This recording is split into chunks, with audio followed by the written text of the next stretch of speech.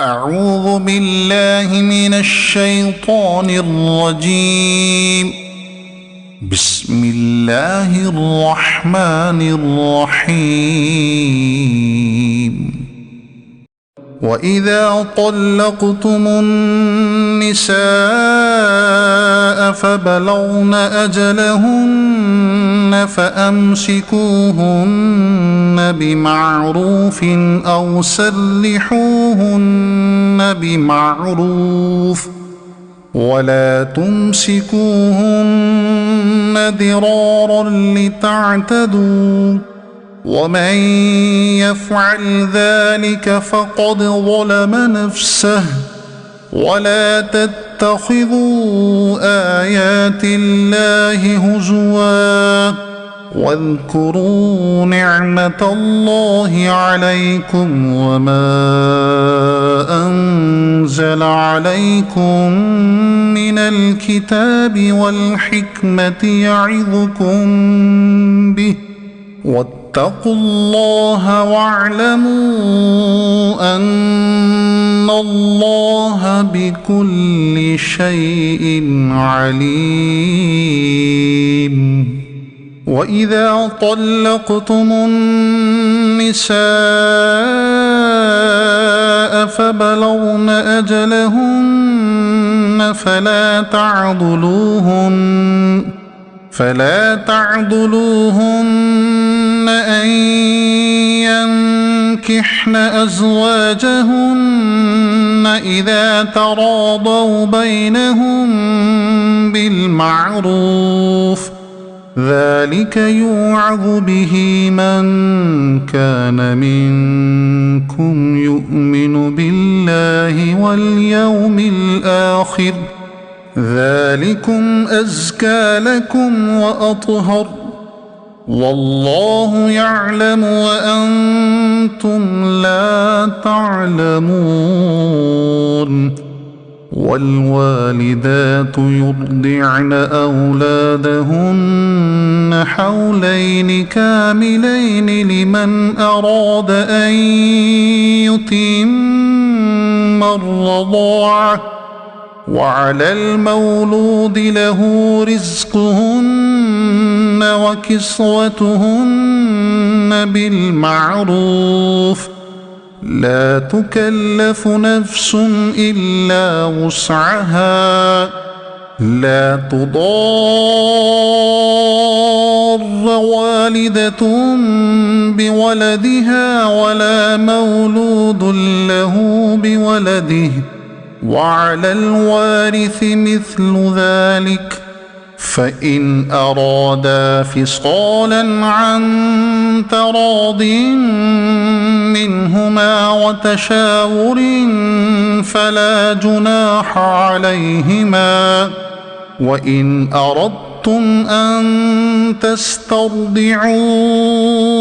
أولادكم فلا جناح عليكم إذا سلمتم ما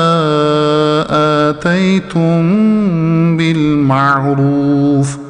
واتقوا الله واعلموا أن الله بما تعملون بصير.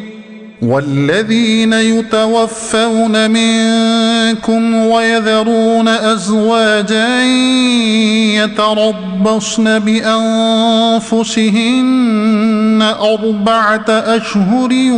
وعشرا فإذا بلغن أجلهن فلا جناح عليكم فيما فعلن في أنفسهن بالمعروف والله بما تعملون خبير. ولا جناح عليكم فيما عرضتم به من خطبة النساء أو أكننتم في أنفسكم علم الله أنكم ستذكرونهن ولكن لا تواعدوهن سرا إلا أن تقولوا قولا معروفا ولا تعزموا عقدة النكاح حتى يبلغ الكتاب أجله واعلموا أن الله يعلم ما في أنفسكم فاحذروه واعلموا أن الله غفور حليم لا جناح عليكم إن طلقتم النساء ما لم تمسوهن أو تفرضوا لهن فريضة ومتعوهن على الموسع قدره وعلى المقتر قدره متاعا بالمعروف حقا على المحسنين وإن طلقتموهن من قبل أن تمسوهن وقد فرضتم لهن فريضة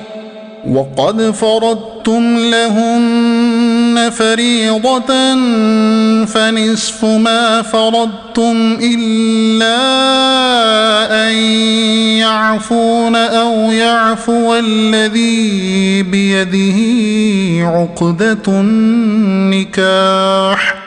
وأن تعفوا أقرب للتقوى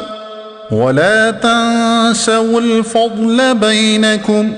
إن الله بما تعملون بصير حافظوا على الصلوات والصلاة الوسطى وقوموا لله قانتين فإن خفتم فرجالا أو ركبانا فإذا أمنتم فاذكروا الله كما علمكم ما لم تكونوا تعلمون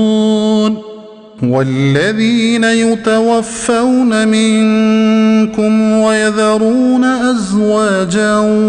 وصية لأزواجهم متاعا إلى الحول غير إخراج فإن خرجن فلا جناح عليكم فيما فعل في أنفسهن من معروف والله عزيز حكيم صدق الله العظيم.